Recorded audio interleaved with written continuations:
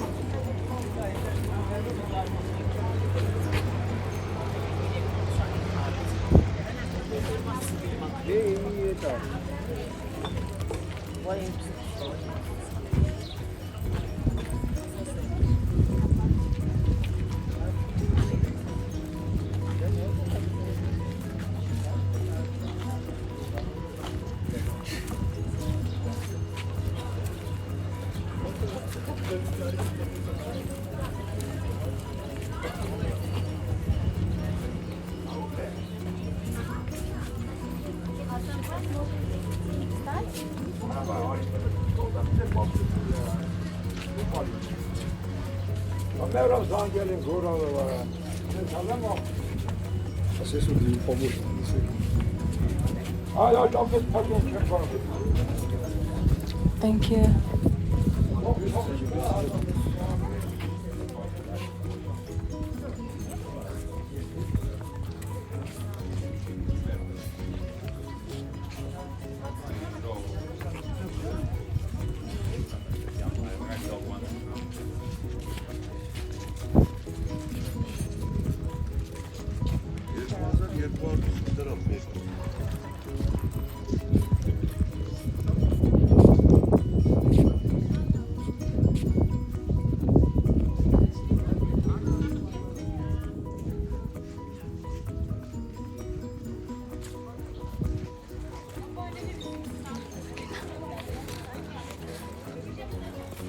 Tayo ka dyan.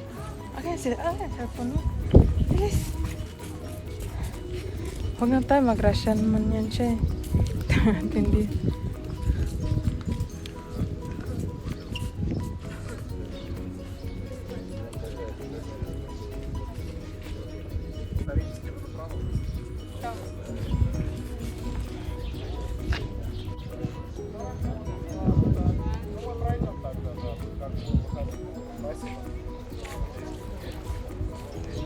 Parang meron pa sa baba.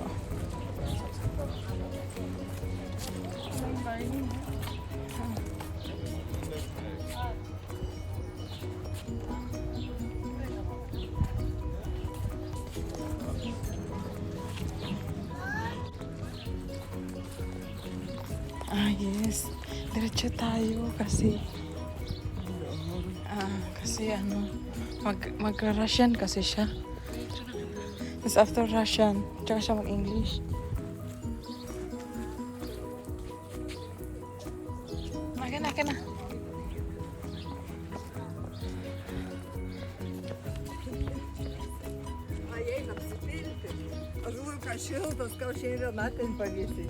One, two, three.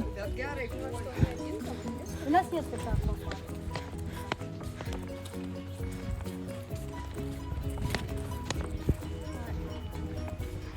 Yaman nila sa tubig na.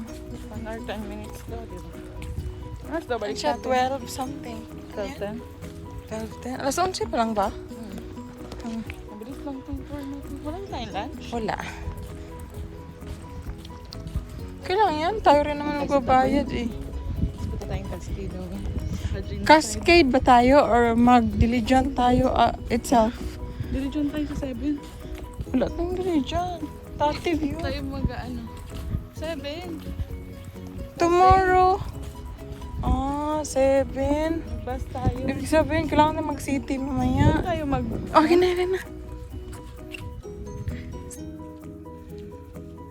Okay, so nandito kami ngayon sa Garni. Garni Temple. Tama ba? Yeah, Temple of Garni. Temple of Garni. So,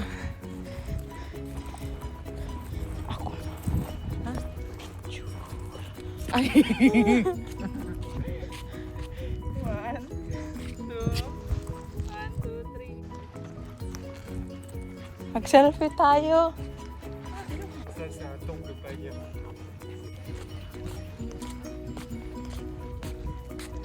Dito ka tumayo. Sino ka dyan?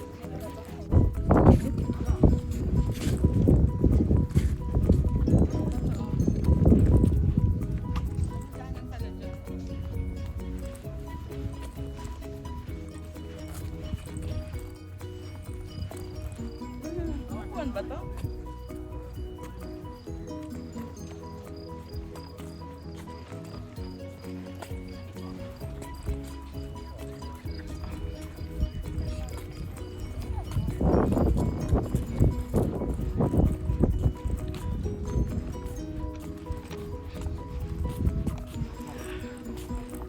Uwi kaya ako sa probinsya, tapos mag-ipon ako ng bato, tapos gawin mong turista.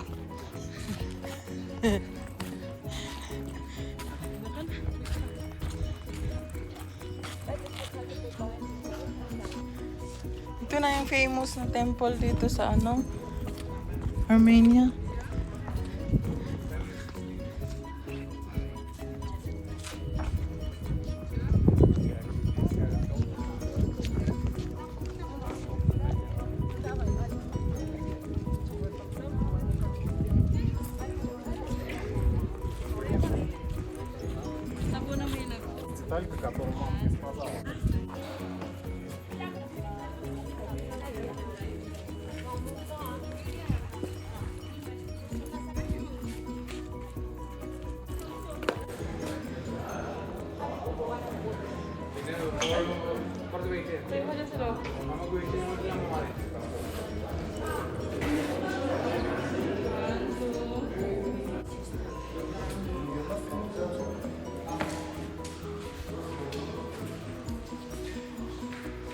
Meron dyan.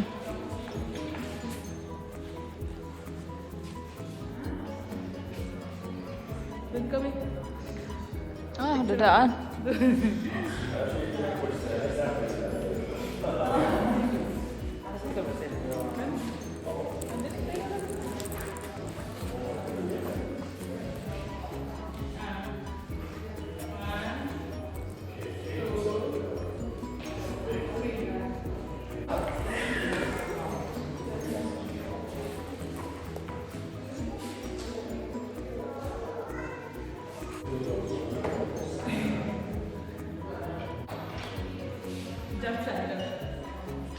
Sige.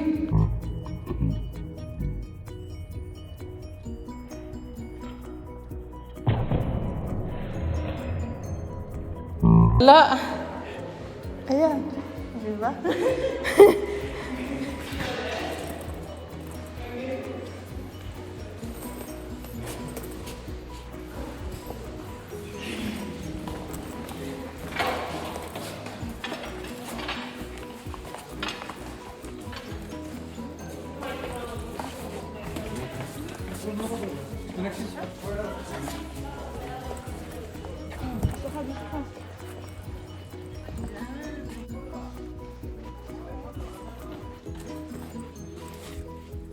Gulo ka ng iba-iba. Ganyan.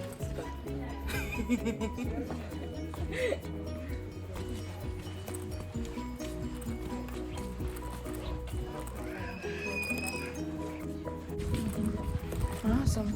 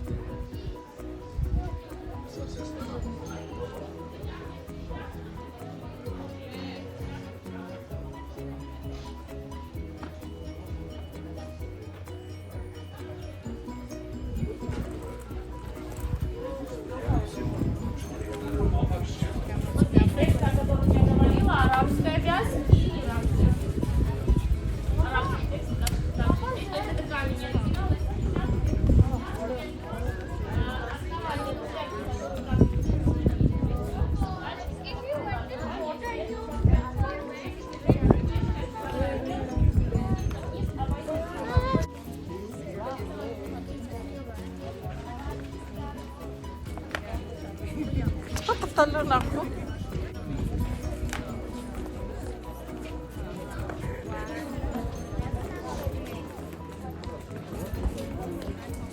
Ikaw gusto mo? Bakit ayaw mo? Dito? Sa tinatayuan ko?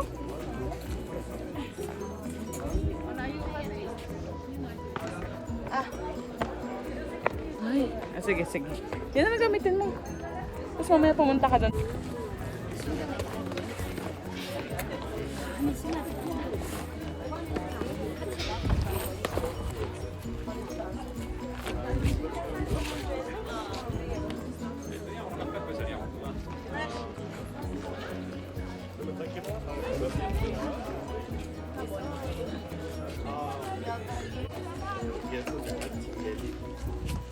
Video to eh.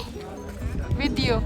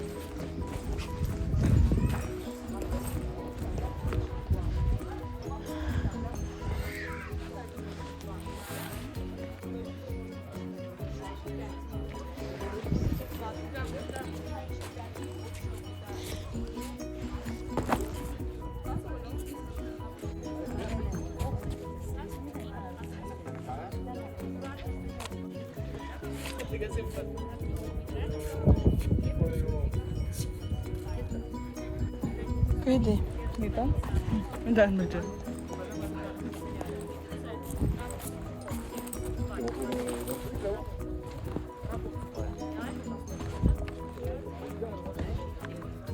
Hindi ka pwede dito ha.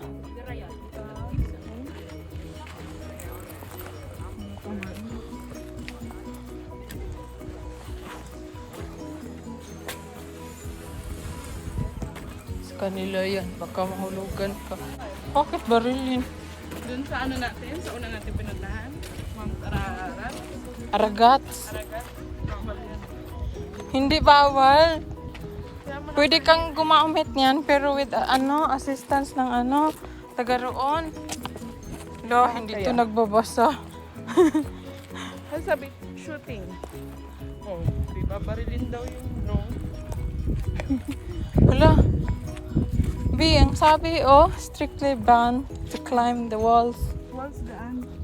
Which one? Ito. Huh? Wala naman ako na din. Hindi naman dun.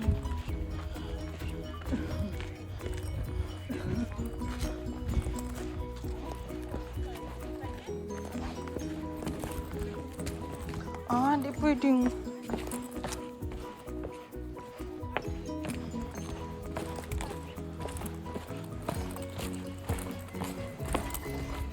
Dyan tayo. Okay, tayo dyan. Oh, yan naman pala eh. Ang ganda pala merong drone dyan, Nakita ko nga yan sa naka-drone.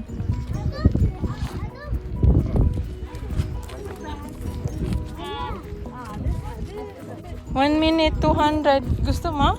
Sige. Wala mo na kita. Okay. Kunwari. Ano yan? Shot na rin kita. Okay. Pero 1 minute dapat dalawa na tayo doon. Magkano ba? 200? 1 minute, 200. So, Yata kaya yun. Wait lang, wait lang. 100 gram.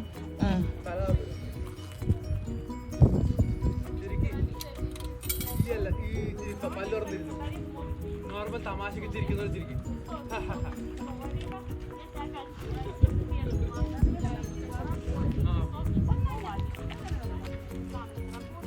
Bakit wala?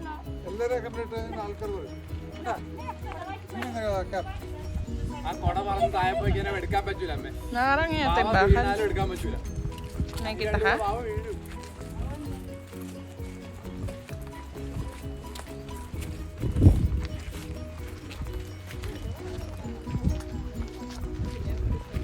Nakita ka? Ganda? Oh, may nagwiwi doon ah. Joke lang.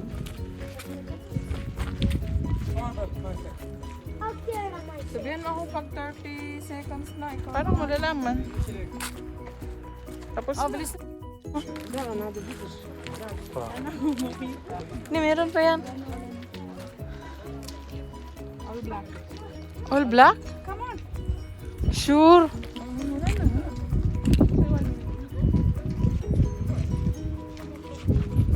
Oh, shucks.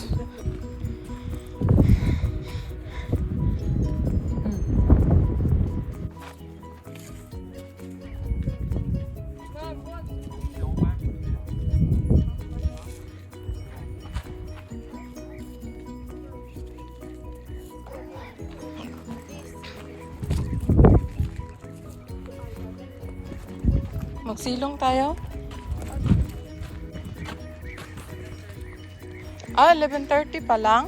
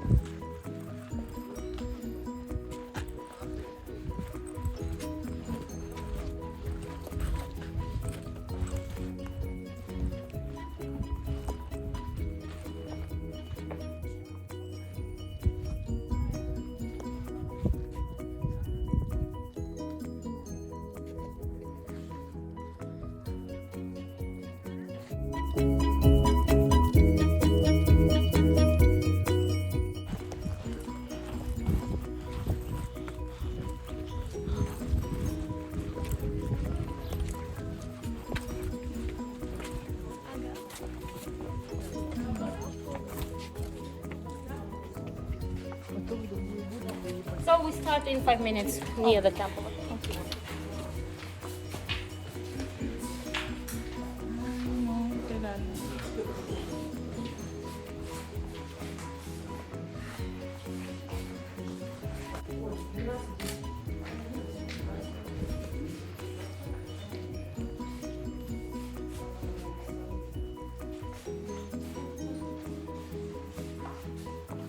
In 5 minutes, mag-start ang English siya.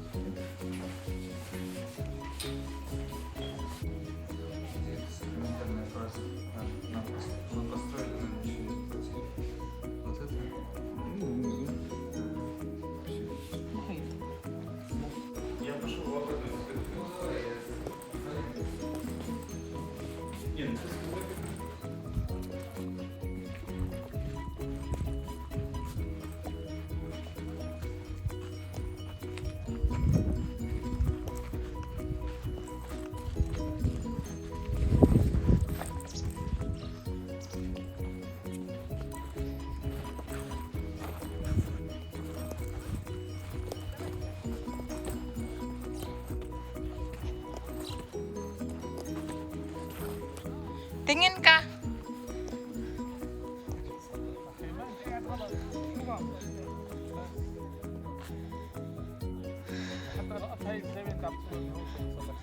Uy, may nag-picture dito ah.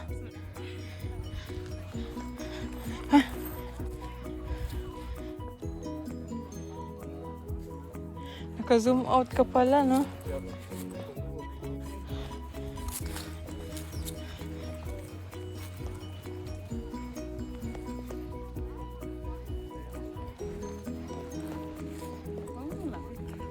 May ganyang baka? Hmm? Gusto ko rin malaman yung history. Halika na. Makinig tayo.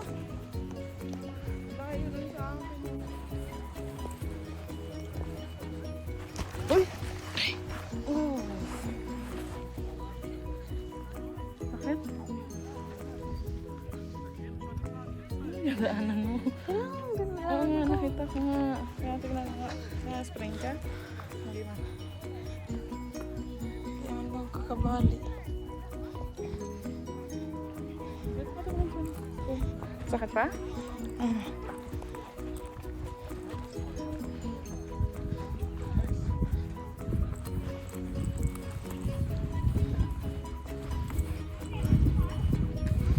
Grabe, magsamaan natin to lahat? Or dalawang bus to? Hanggang ano yun?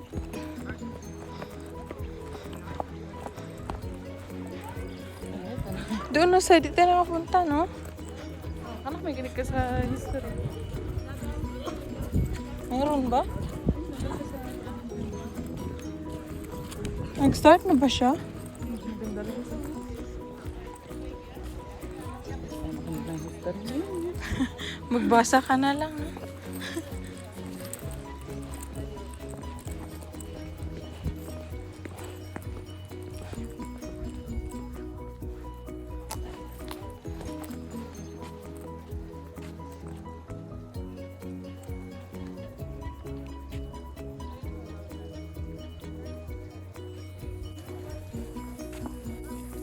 Good smile.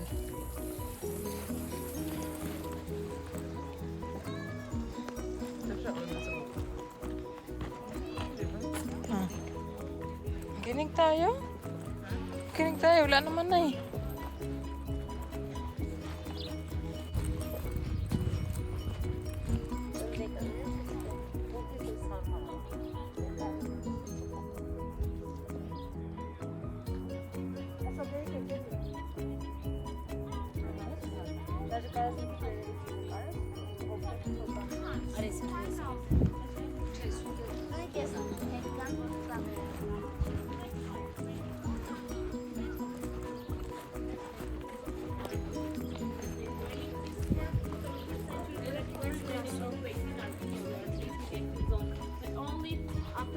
Patayin ko to sa akin, ha?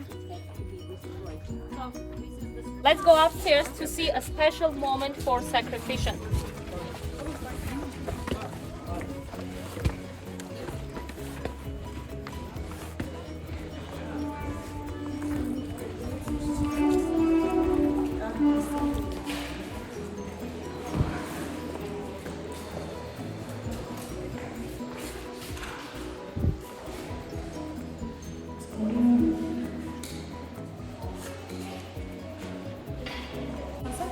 Today, guys, we are now in the most important spiritual part. Only spiritual representatives were allowed to enter this part, and the rest of the people were waiting in the yard for sacrificial moment. This hall is filled with water. It was not covered, it was just filled with water. Above the entrance, there was a mirror.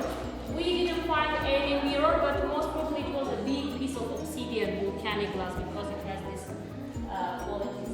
And you see another hole on the top of the building. So if the sun is coming from that hole, it means that sun is here, but not the god of sun. But if the sun was coming from there to the mirror, from mirror to the water, from water to the god of sun, we were saying the god of sun visited his temple. Let's do the sacrificial. So it was very special moment. Of course, it didn't happen every day because of the position of sun, because of the weather.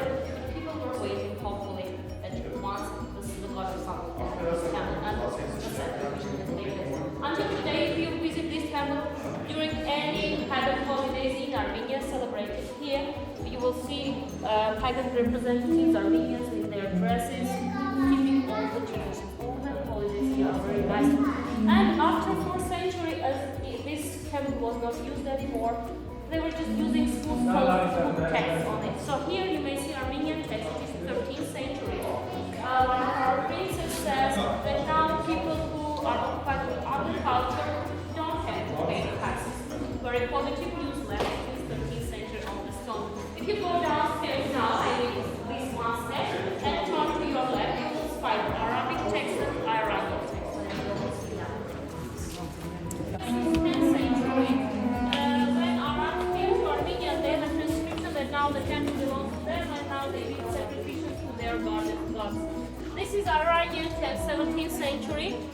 guy came to Armenia and he says, let the God give me enough wisdom to live this life properly. So kind of a library of different languages and different texts appeared on the wall of the temple because it was not used, but it was very attractive to anyone who reaching Armenia. Also Arabic is here and on this side.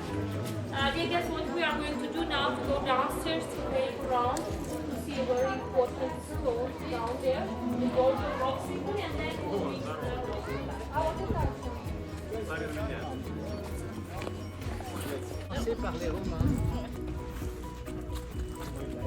Excuse me. So how come like Romans paid for a Greek temple?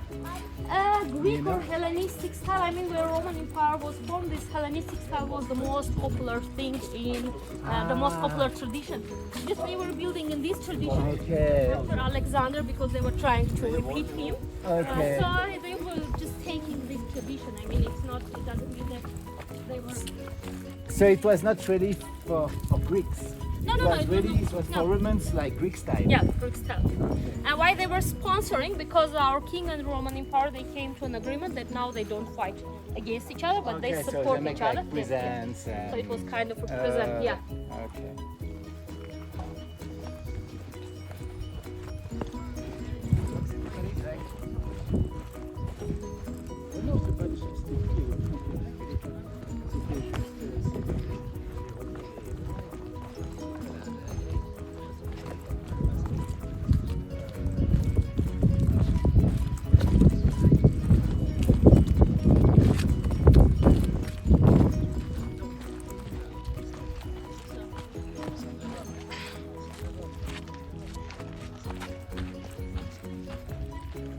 This way, please.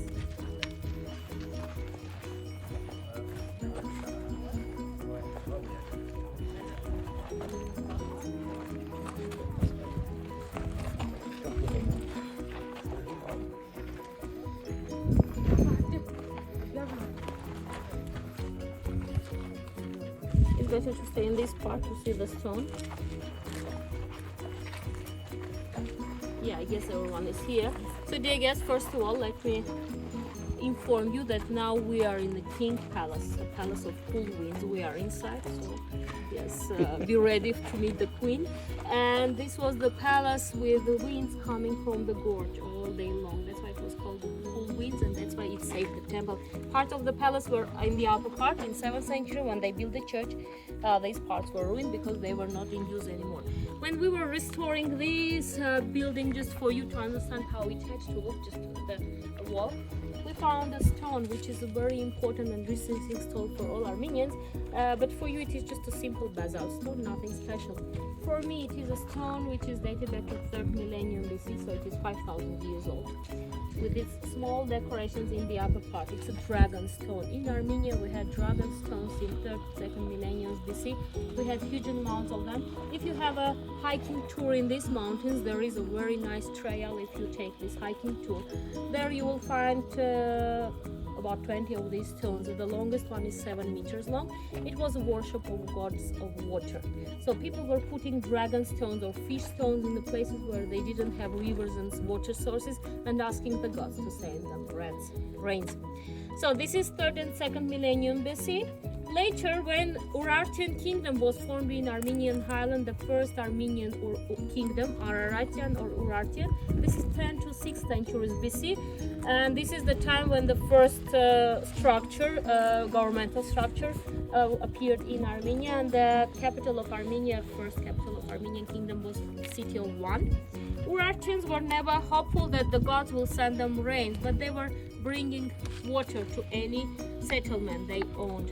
So here you may find an Urartian cuneiform inscription. Actually, they were using Assyrian. So this is a cuneiform from which we learn that now the territory, Garni territory, belongs to us. Garni was a very important territory strategically, maybe because of the best quality water, and they were very happy to say that Garni belongs to us. We built a city, we planted a garden, and we bring water to this settlement. Every settlement they owned, they were supporting with water. If you visit city of Van today, which is Turkey today, but it is Western Armenia historically, There you will find 72 kilometers of water pipes supporting the city and nearby villages with water. It is 10th century BC. It is perfectly operating until today. We are very proud and very sad because it doesn't belong to us yet or anymore. I don't know. Let's see. However, one is Turkish today and the water is still Urartian, so 10th century BC. So from this inscription we learn also that it is 7th century when they came here, and this is the time when Erebuni city was built in place of today's Yerevan. So Urartians were first who came to an idea to bring the best water of Armenia from Garni to Erebuni. This is what we do today. We use modern pipes of course, because the Urartian pipes were destroyed during the earthquakes, but we have still their idea. And later, when we adopt Christianity, people start putting crosses on this shape of size of stones. So Armenian cross stones are coming from dragon stones and Urartian inscriptions. A long story, and this very small and shy stone standing here. Let's see the gorge of Rock Symphony and then go to Roman Bath.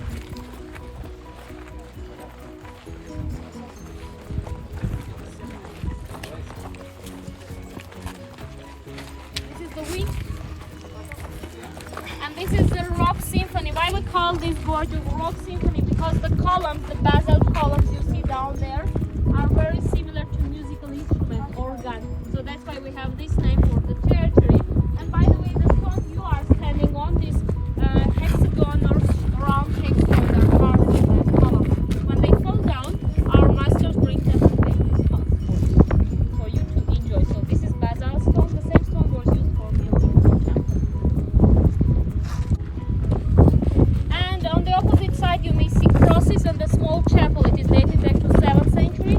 If you have a hiking tour here, you will find 3 more chapels and churches dated back to 7th and 11th centuries in these mountains. So let's go to see the Roman bath and the mosaic surviving since 1st century. Meron nga pala, oh. Ano, sa dulo.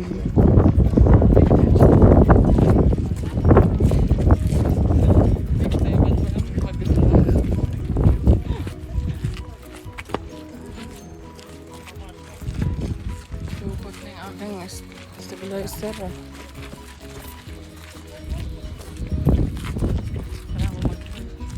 Stabilizer. Pati yung ano mo, cellphone mo. What? 50. Nag-charge ka ba sa ano? Hindi, mahirap na. Sobrang nantok ako, Bi. Alam mo, matulog ako, tapos biglang na ganun yung cellphone.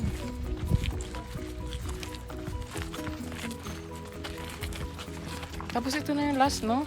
Kasi nagpagod na ako eh. 10 minutes.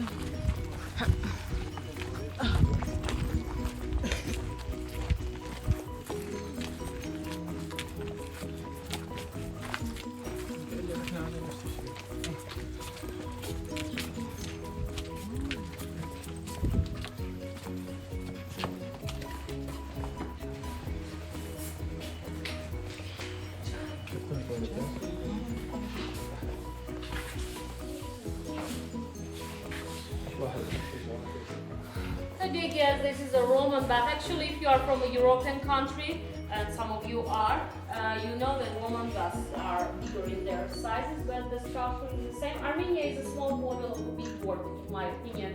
So the Roman bath is the same structure but smaller in sizes. What does it mean, Roman bath? The floor you are standing on is the original level of the floor, and the columns you see down there were under the floor. The water was heated in that part with the help of a fire. A smoke of the fire, the evaporation of hot water was going under the floor through the columns, and they were accumulating the heating. So closer to the fireplace, higher the temperature was. This was the section for high temperatures, medium temperatures, and low temperatures there. The king family were starting from there. They were starting from low temperatures, then higher and higher. And as they were entering from that side, the floor was covered with a mosaic. You may see it there. You may go closer right now to see it and then come back. It was made of natural stones of 5 colors, dedicated to the god of seas and oceans. Their faces partly surviving are in the middle. And if you look to the mosaic from your right side there, you will see a small pool. The pink color of the pool is original, and the pool as one of our historians says, was filled not with water but with milk. So Armenian Cleopatra, Ashken, was taking a milk bath before entering the Roman bath. And a Greek text in the middle of the mosaic is, we built and received nothing instead. One of the explanations is very high. We dedicated this back to the goddesses of seas and oceans, so we didn't want to be paid. Another one is much simpler. They didn't pay. We left an inscription. For sure we were punished later, but we have no idea about what happened to the masters later. So this is the mosaic. It is again 1st century, and now you may see it. You may take photos, and then we'll leave because we are out of time, and I'm done. Sorry? These bricks are again 1st century laying here and without any protection, so you may touch it, but please don't do. However, this is 1st century. We found them in the territory, and so they're just left here. Yeah, and before leaving, just one more second, you see a tree which is considered to be an olive tree, but it's not. Let's walk to this tree and then we'll leave.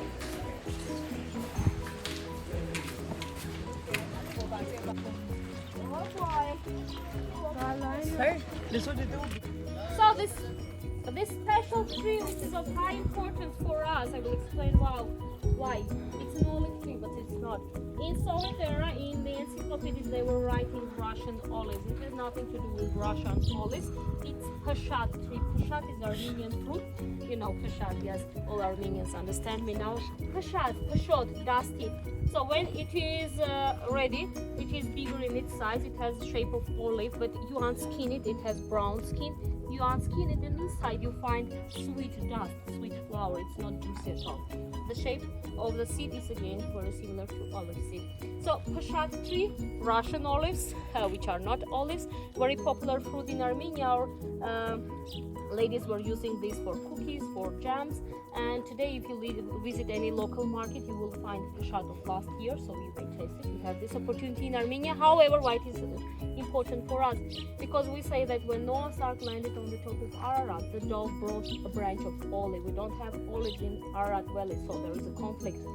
Something is wrong. But if we think that it was this tree, that most probably Noah's Ark is still on the top of Ararat. Let's go back to the bus. Bakit na-ring na tayo? Ha? Bakit na-ring na tayo? Kasi hindi ko makapasaway. At na, mawala na naman ko makapasaway. Binabantayan na. Mas sprinkler जो फोटो पे खींचा ना ट्री जो फोटो पे खींचा था Layo pa naman, no?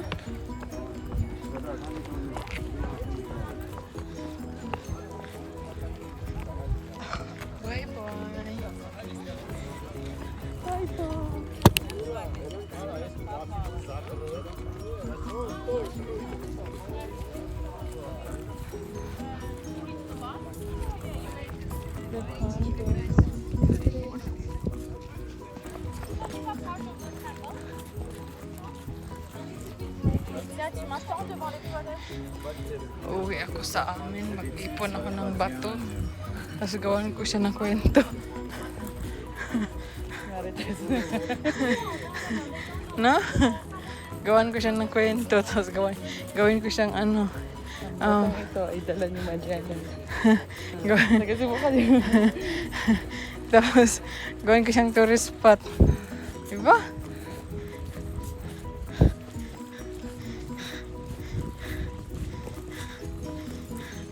Amazing, no? May ganito temple sa kanila. Inantay nilang mag-ano yung God of Sun. No? Na yung sa init doon sa roof, tumatago sa salamin hanggang sa ano, sa yung sa front, sa altar, parang altar. Magaling siya magsalita. Siya yung pinakamagaling mag-English.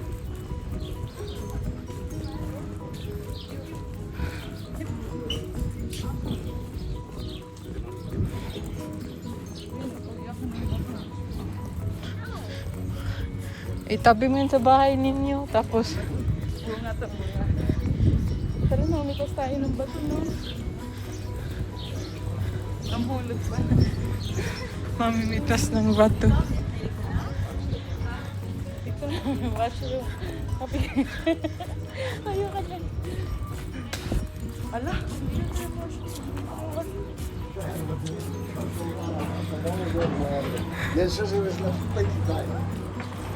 Layo pa naman ah.